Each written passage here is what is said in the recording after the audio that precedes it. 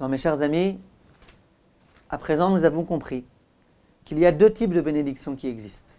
La bénédiction quantitative, la bénédiction qualitative. Et nous avons expliqué en long, en large et en travers que la bénédiction idéale, la meilleure, c'est la bénédiction qualitative. J'aimerais à présent que nous revenions à la question que nous avions posée au départ.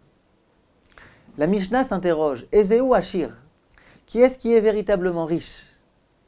Et la Mishnah répond de façon stupéfiante, à Sameach Bechelko, celui qui est joyeux de ce qu'il a. Tout d'abord, j'aimerais rectifier ce que certaines personnes disent. Certaines personnes traduisent celui qui est joyeux malgré ce qu'il a, celui qui se suffit de ce qu'il a. C'est une fausse traduction. Il n'y a pas écrit celui qui se suffit de ce qu'il a. Sous-entendu, j'ai pas beaucoup, mais bon, ça peut me suffire, ça peut aller avec. On fait aller, comme ils disent les gens. C'est pas ça. Celui qui est joyeux de ce qu'il a, ça veut dire ce que j'ai, ça me réjouit tout à fait.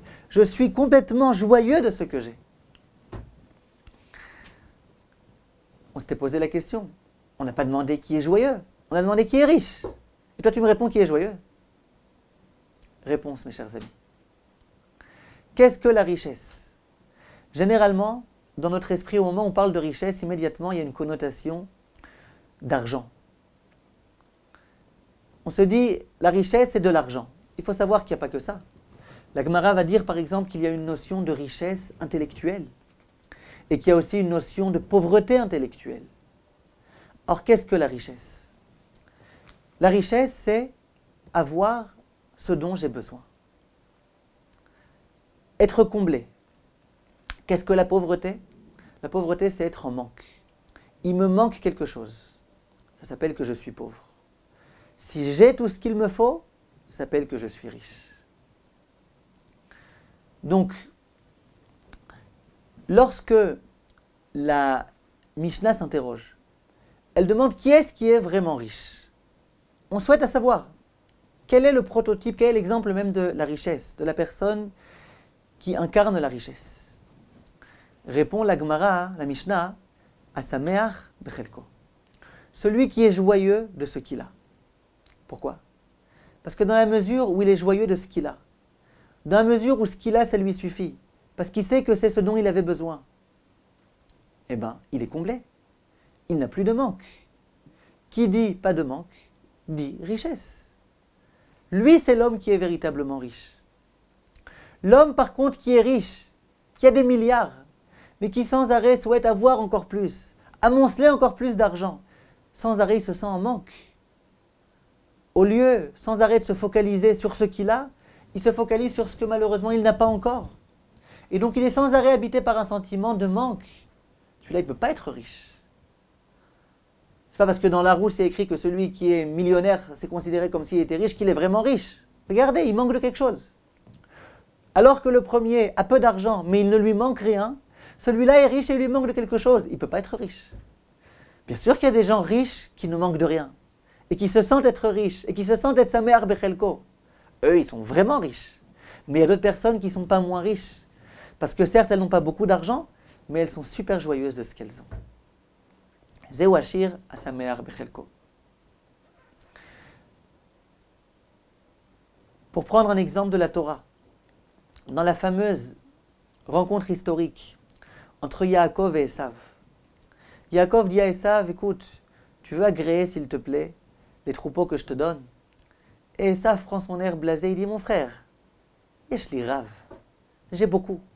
Rav ça veut dire beaucoup, Rav ça veut dire aussi une majorité. Mon frère, j'ai beaucoup, j'ai la majorité de ce dont j'ai besoin. Qu'est-ce que tu viens maintenant m'amener des troupeaux? Je suis un milliardaire. Yaakov, il lui dit, eh bien moi tu sais ce que je suis. Ki chanani Hashem. Hashem, il m'a prodigué d'une bénédiction particulière. Laquelle? Vechi yeshli kol.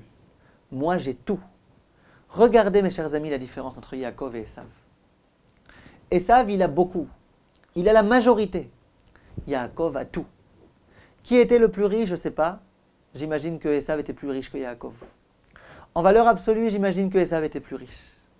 Il n'empêche que le sentiment qui habitait Yaakov de façon permanente, c'était j'ai tout. J'ai tout ce qu'il faut. Je ne suis pas maintenant à la recherche d'autre chose puisque j'ai tout.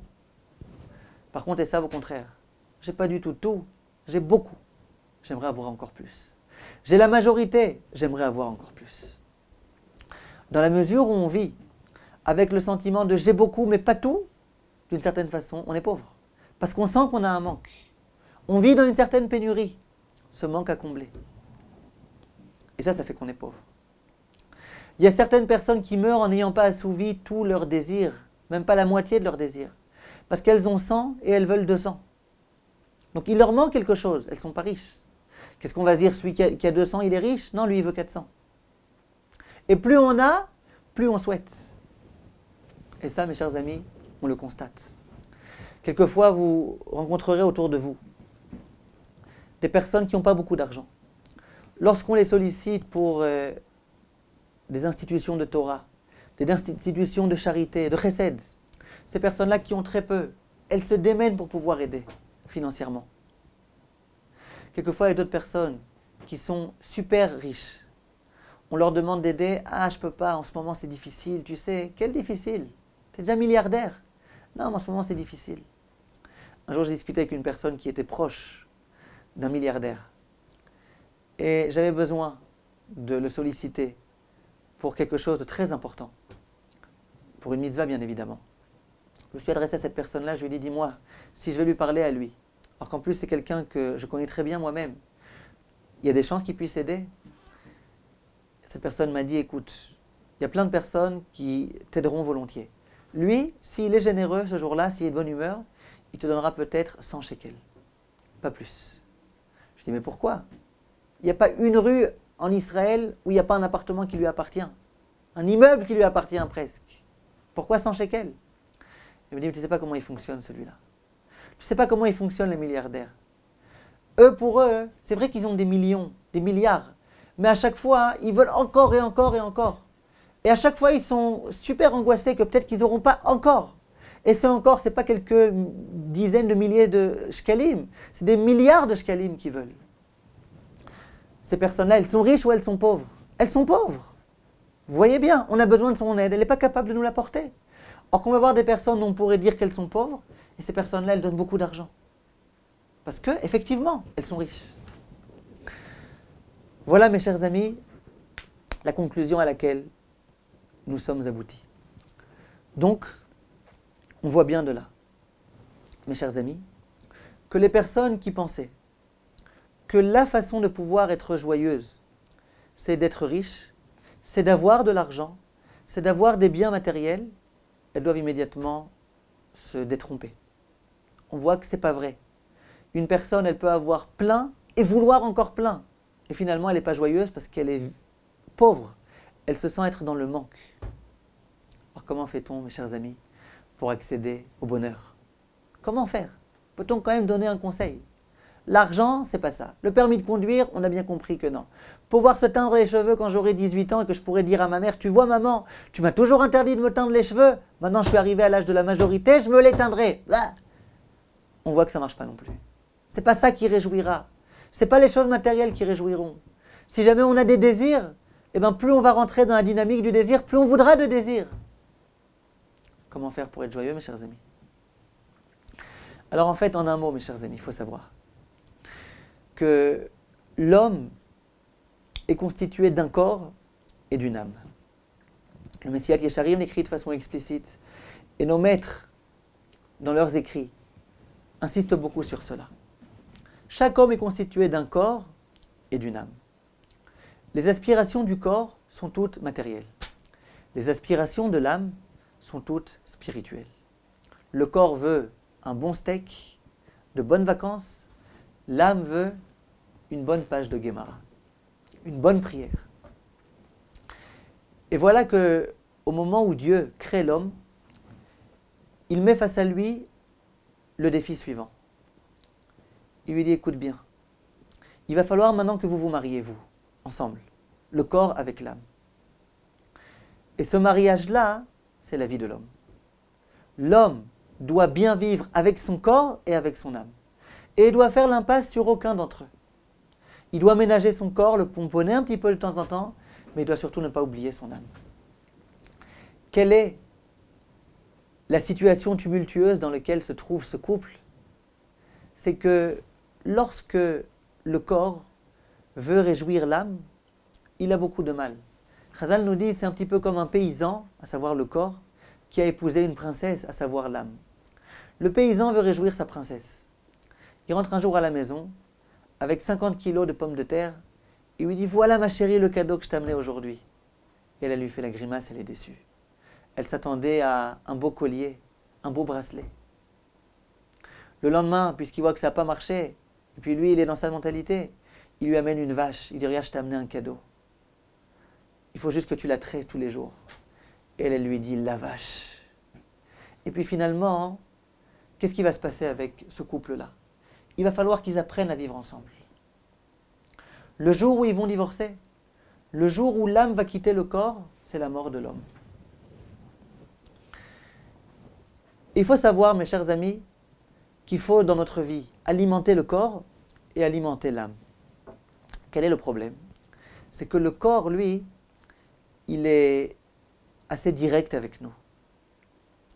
Il est vulgaire, ce corps. Il est envahissant. À chaque fois que l'homme a un petit peu faim, le corps immédiatement lui fait ressentir, lui tiraille un petit peu le ventre. Tu vois, j'ai faim, allez, donne-moi à manger. Par contre, l'âme, elle, est beaucoup plus délicate, beaucoup plus distinguée. Et donc, elle n'ose pas crier. Elle gémit, elle murmure de façon silencieuse. Mais elle a faim, elle aussi. Elle aussi, elle a des aspirations. Et l'homme, souvent, n'est même pas capable de les percevoir. Pourquoi? Parce que cette âme distinguée est discrète. Mais l'âme a faim, elle aussi. L'âme souhaite qu'on l'alimente. Que se passe-t-il dans cette situation-là? Et que se passe-t-il, mes chers amis, avec la plupart de nos contemporains? Au moment où cette âme-là souhaite qu'on lui donne cette nourriture spirituelle dont elle a tellement besoin. Il y a grosso modo 4 comportements possibles et imaginables. Il y a les jeunes hommes ou les jeunes filles qui vont en boum. Ils vont en boum, ils mettent une musique à tue-tête et cette musique-là, elle couvre complètement le petit gémissement de cette âme. Et donc, on est dans l'atmosphère, dans l'ambiance, ça saute, ça bouge, ça crie, on n'entend plus cette âme. Et on pense que de cette façon-là, on pourra vivre de façon sereine. Simplement, ils vous raconteront, ces jeunes hommes, ces jeunes filles, que lorsqu'ils rentrent en pleine nuit, or qu'ils sont complètement saouls, et que le lendemain matin, ils se réveillent, ils sont frustrés. Et ils vous diront, à ce moment-là, c'était pas mal, sympa, mais ensuite, quand on se réveille, on a un sentiment de vide à l'intérieur de nous-mêmes. On sent qu'on n'a rien fait. Pourquoi? Parce que, qu'on le veuille ou non, il y a l'âme qui a besoin d'être réjouie. Si on ne donne qu'à notre corps et qu'on méprise l'âme, eh bien l'âme, la pauvre, elle réclame sa nourriture. Et nous, au lieu de nourrir notre âme, on s'amuse, on use notre âme, comme dit en s'amusant le Rav Sitruk. Et ça, c'est un grave problème. Si on pense accéder à la joie et au bonheur en mettant une impasse sur les besoins de notre âme, on n'a aucune chance.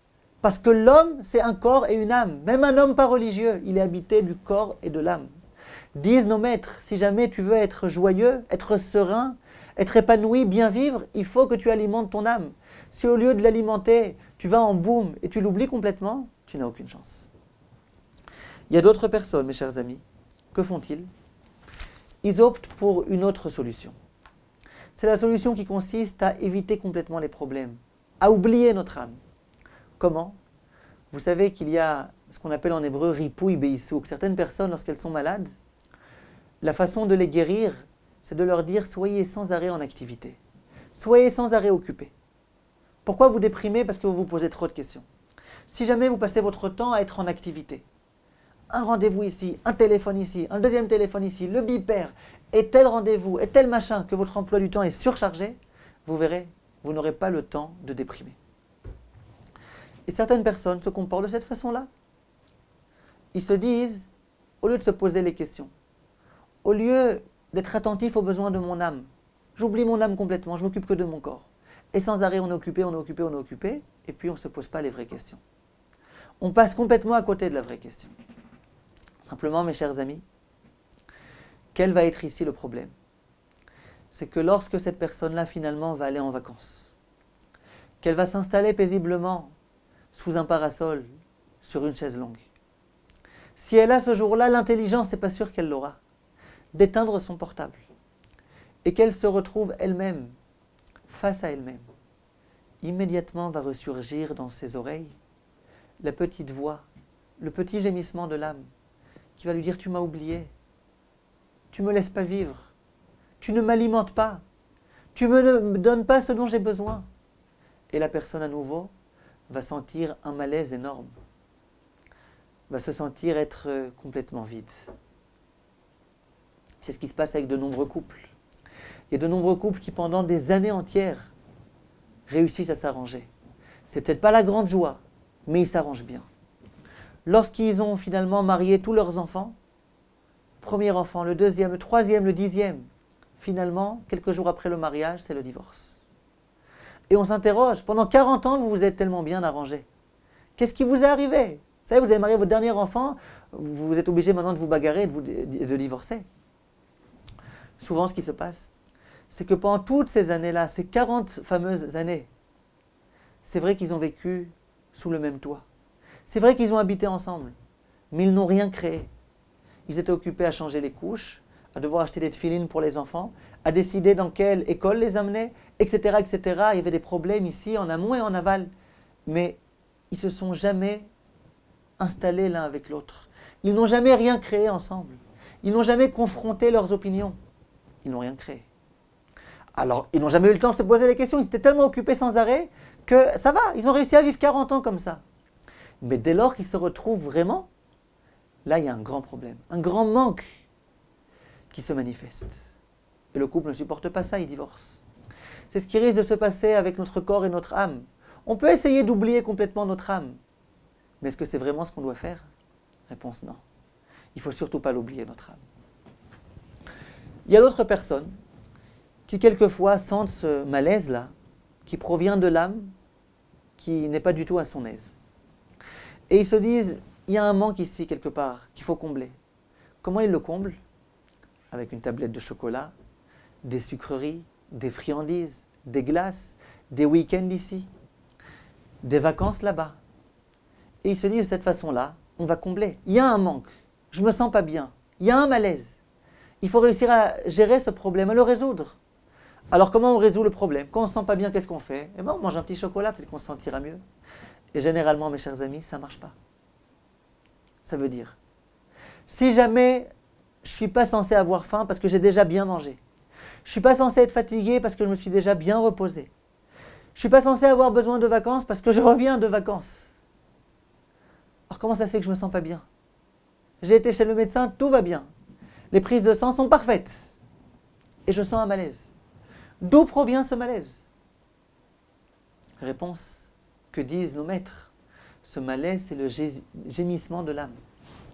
Le corps, il va bien, ça y est, tu l'as gâté, Baruch Hashem, tu lui as donné tout ce dont il a besoin. Maintenant, il y a l'âme qui a besoin qu'on s'occupe un petit peu d'elle. Et ce malaise qu'on ressent, c'est ce petit gémissement silencieux, discret de l'âme, qui a besoin qu'on s'occupe d'elle. Si au lieu de faire ça, on pense que la façon de résoudre le problème, c'est de nourrir à nouveau le corps, et du chocolat, et des vacances, et des week-ends, eh bien on verra qu'au contraire, ça ne résout rien du tout. Et au bonheur, on ne pourra en aucun cas accéder de cette façon-là. Ce malaise qu'on ressent lorsque on n'est pas censé se sentir mal, c'est un cadeau. C'est Hachem qui a fait en sorte que l'âme, malgré tout, puisse s'exprimer. Comment elle s'exprime? À travers ces petits malaises. À nous d'être capables de les décrypter, de les écouter, de ne pas les méconnaître. Et dans la mesure où au moment où l'âme s'adresse à nous, on est capable de lui donner ce dont elle a besoin, on peut accéder au bonheur. Et c'est ça le défi de la vie. Le défi, c'est de donner à notre corps. Lorsqu'on a faim, de manger une bonne nourriture avec plaisir, il faut y aller. D'aller en vacances de temps en temps, de dormir autant qu'il faut. Une fois que tout cela est fait, lorsque je me sens mal, que je comprenne que c'est la sirène d'alarme. C'est mon âme qui me dit, je t'en supplie, occupe-toi de moi. Et à ce moment-là, si je suis sage, si je suis intelligent, qu'est-ce que je fais? Je dois m'occuper de mon âme. Mon âme, elle n'a qu'une aspiration, c'est d'écouter un petit cours de Torah, de lire un petit peu de Teilim, d'aller faire un peu de chesed, un peu de charité avec un pauvre, avec un ami qui a besoin de moi, de parler gentiment à mon mari, à ma femme, à mes enfants. C'est de ça que l'âme a besoin. Lorsque l'homme ne se sent pas bien, il faut qu'il sache que c'est son âme qui le rappelle à l'ordre. Et dans la mesure où il est capable de donner à l'âme ce dont elle a besoin, cet homme-là pourra être épanoui. Et je peux vous le dire, c'est avéré. C'est vérifié. Essayez, mes chers amis. Vous verrez combien c'est vrai. L'homme, Hachem lui a donné tout ce dont il a besoin. Et Zéou Hachir, c'est qui le riche? C'est celui qui est heureux avec ce qu'il a. Il est heureux de ce qu'il a. Il n'essaye pas d'avoir plus parce qu'il sait que si Hachem lui a donné cela, c'est que c'est ce qui est bon pour lui. Il faut qu'on sache, mes chers amis, plusieurs points. Premier point, Hachem c'est notre Père. Deuxième point, Hachem nous aime. Troisième point, c'est Hachem qui fait ce qu'il veut dans le monde. Quatrième point, Hachem peut faire tout ce qu'il veut, autant qu'il veut. Il n'y a aucune limite à la richesse d'Hachem, à ce qu'il veut. Tous ces points-là, on devrait en parler en plusieurs heures. Mais je vous le dis en 1 minute. Question? Si Hachem vraiment m'aime, et si Hachem vraiment c'est ce qui est bon pour moi, et si Hachem peut vraiment tout faire, et si Hachem en plus est généreux, et si en plus Hachem ça ne le dérange pas, alors pourquoi il ne me donne pas plus? Réponse, parce que c'est pas bon pour toi plus. Parce que c'est ce qu'il fallait pour toi. Pour toi, ce qu'il faut maintenant, c'est cela, et rien de plus. Si je travaille sur ces points-là, si je réfléchis à ces points-là, je dois être heureux de ce que j'ai. Pas en tant que consolation, j'ai pas énormément, mais allez, on va faire aller. Non. Je dois être heureux de ce que j'ai. Parce que si j'avais eu plus, j'aurais été moins heureux. Ce qu'Hachem m'a donné, c'est ce qui me convient. Il faut que je sois heureux avec cela. Comment être heureux? En donnant une part considérable à notre corps et en donnant une part considérable à notre âme. Voilà, mes chers amis. Pensez que plus on aura de richesses et de biens matériels, plus on sera heureux. J'espère qu'après cette démonstration, vous serez d'accord que c'est complètement faux. Alors comment on est heureux? En donnant à notre corps, en donnant à notre âme, en travaillant sur notre émouna, en sachant que ce qu'Hachem nous a donné, c'est ce qu'il nous faut. Et de cette façon-là, Bezrat Hachem, on peut s'adresser à Hachem et prier. Et lui dire, Hachem, s'il te plaît, donne-moi la vraie bénédiction. La bénédiction qui consiste à être heureux, à être joyeux, être bien dans sa peau. Donne-la-moi, Hachem, s'il te plaît. Et si Hachem décide de nous rendre joyeux, avec ce qu'on a, on sera super joyeux. Ça sera vraiment l'exultation. Et c'est ce que je vous souhaite à tous, mes chers amis. Merci de votre attention et à très bientôt.